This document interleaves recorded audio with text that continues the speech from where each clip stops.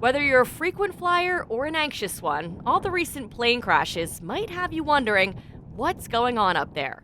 Well, experts say take off the tinfoil hat and hop on that next flight worry free. It's more dangerous getting in your car and driving to the airport or driving home. It's just statistically, it is. You definitely don't have anything to worry about. At times it seems surreal when you have so many incidences, one after another.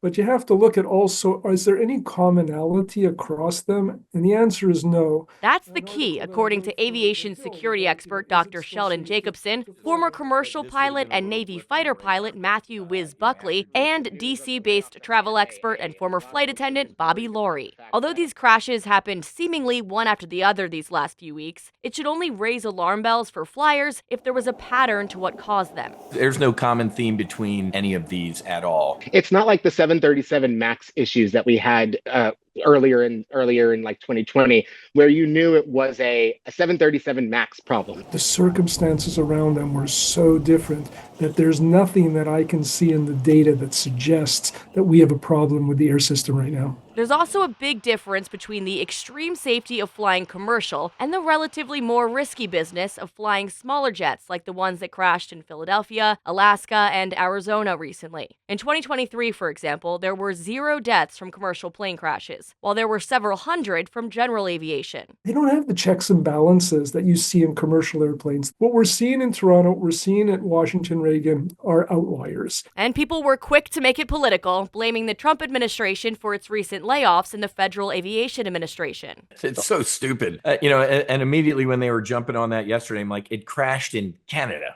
right? And it had nothing to do with air traffic controllers.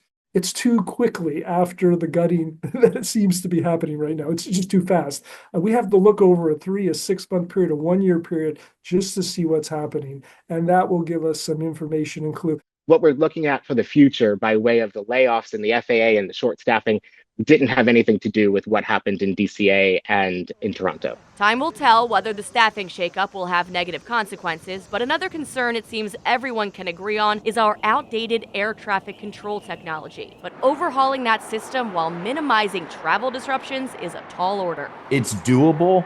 It's just we haven't had the political will to do it.